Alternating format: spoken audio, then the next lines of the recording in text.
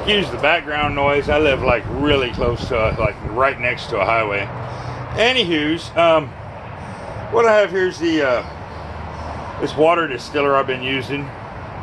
This one here has a adjustable thermostat, so this could be used to distill water or alcohol or many different things. I've been using this for quite a while. Oh, excuse the mess on the floor over here. Just out on my porch doing this for a little better lighting and stuff.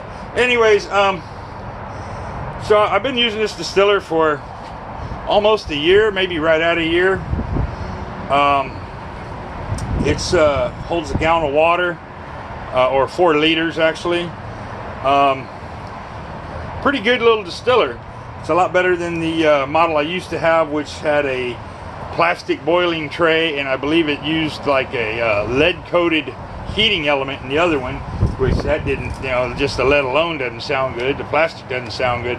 This one here is all stainless steel on the inside, stainless steel condenser coil, and it's got a little fan in here in the top that cools the condenser coils and stuff. It's really good little model. So what I want to show y'all is I haven't cleaned this unit for probably about a week, maybe 2.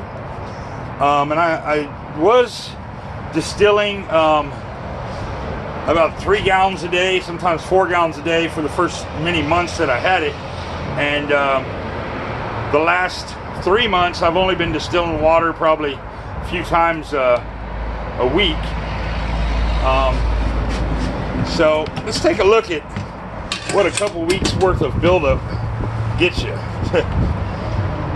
And I imagine it's going to be hard to see, so we're going to shine some light down there. This is what's in St. Petersburg, Florida, Pinellas County water. It's a straight tap water. I've been putting in this for a few weeks, probably about 2 weeks, and I haven't cleaned it. So it's pretty nasty. This is what's in your tap water, people. This is the residue that's left behind from distilling nothing but tap water. I will be doing a scrub out of this right now. I'm going to pour this gallon of water that's sitting here beside it, which is tap water, and add some acid to it and boil all this out and clean it real good. But if you can see the residue in there is just horrible. I mean, this is what's in Pinellas County water. You know, this is disgusting. And people are drinking this, and you know, if you drink tap water and you think, oh, it's not going to harm me, oh, I'll be okay. This is what you're drinking, people. This is what you're drinking. This is probably like 10 gallons, maybe 15 gallons worth of residue. So I just figured I would share that with y'all, and we're gonna go ahead and clean this out, and we'll show you how it looks after I clean it out. So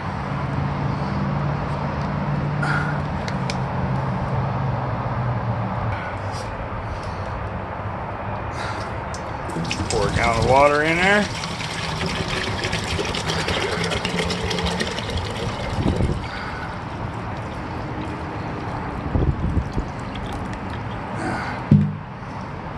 This is distiller cleaning crystals. So, you know, it says a couple spoonfuls. So, let's see what we got here. Drop a chunk of it in. Chunk. See if I can get another good sized chunk.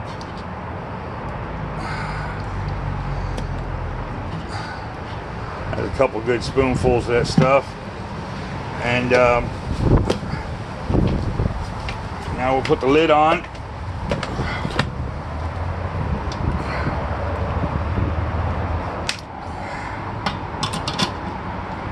And I do keep this outside because it does put off quite a bit of heat. Give me a second here. Got the unit plugged in. Let's see here. We can zoom in on this. Man, there's so much glare out here. I don't know if I can see this real good. And to boil water, you only need to be at 100 degrees Celsius, so We're putting it at 100. I used to run this thing all the way up to 108 degrees Celsius, which was retarded. And you probably can't see it. It looks like the numbers are just flashing, but it does say 100 degrees Celsius. So we got it running.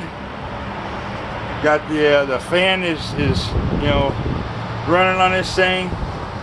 So we're gonna let it go. It'll take probably about 4 hours to boil all that out. And we'll show you how easy this thing is to clean and take care of, maintain. You know, at one point in time when I was in Tampa for 6 years, I was saving all the residue out of my other distiller, which was quite a bit of residue, and it was pretty nasty looking stuff. But over there it was a white residue sometimes, and then other times it would be a month or two where it would be a brown residue like what you see in this thing here. But we're gonna show you what happens after you get that kind of buildup in there and how easy it is to clean and take care of and so forth and so on.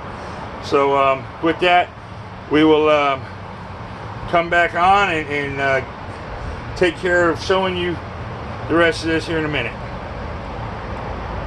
Alrighty, so we've had this thing running for probably like 20-30 minutes, something like that. And I just turned it off to let it cool. You see all the steam coming out of her. So what we have in here is, hold on, let's tilt this. Man, this gimbal is so nice, but I'm still figuring it out. So now what we have in here is a whole bunch of just brown water. And now this is just the acid running in there, you know, and boiling it. And it should be pretty good to go here pretty soon. Probably gonna let it cool down, and then I'll dump it out and do a wipe out of it and show y'all how clean it can be. You know, once you get the nasty St. Pete water, tap water out of there. So we'll go ahead and fire her back up. No, I'll let it cool down. That'd be better. Better unplug it probably, because you know, I don't know. Yeah, I'm gonna go ahead and unplug it. So I'll get back to y'all and show y'all a little bit more of how clean it looks and how easy it is to clean.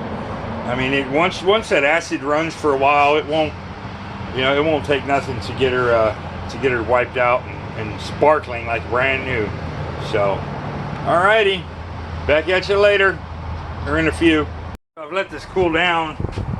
I did run another gallon through it for a little while after I dumped some of the brown water out that was in there. Let it cool down now. Let's take a look at her.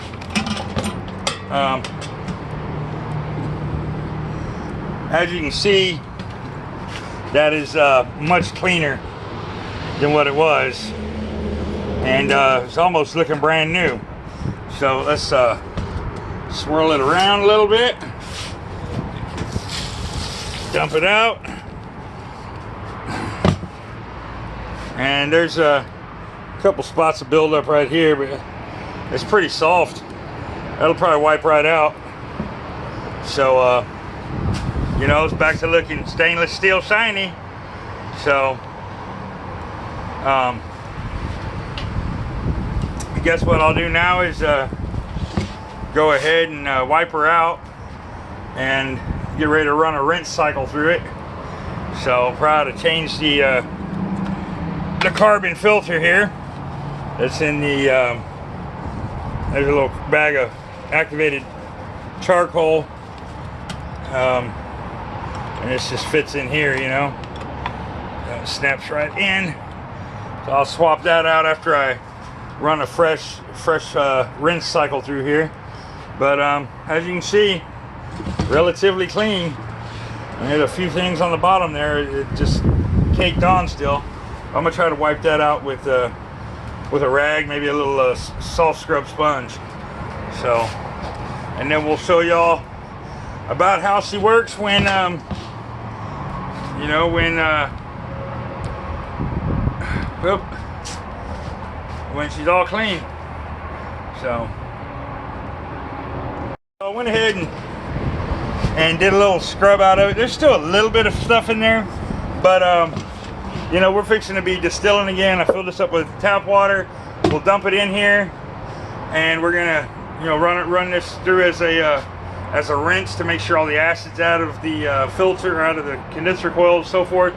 And so then we'll actually run a batch through that's going to go for drinking consumption. So I guess we can just go ahead and fill her up.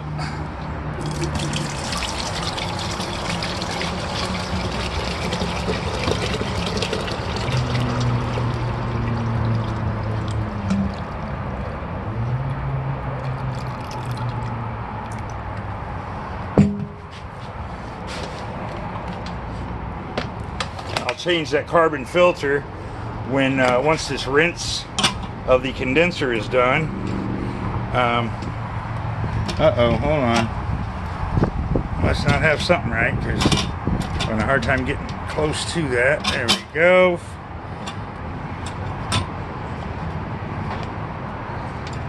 There, that's what it was. Wasn't back in there far enough. Okay, so we're gonna plug her in and power her up. Be back later in a few. So as you can see here, we got the this is our rinse cycle, and we are about almost halfway through that gallon. So I'm gonna call that good for a rinse. So let's go ahead and kill the machine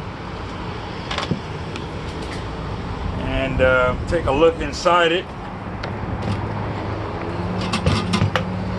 So good steam coming out of there. So there's a little bit of residue on the walls in here that you can see. That's just off 1 gallon, but or half a gallon really. There's some particles floating in the bottom, but much cleaner than it was, that's for sure. So now when I test this water here with my parts per million meter, I mean, it's better than tap water. It's better than any of the like local Zephyr Hills water you get.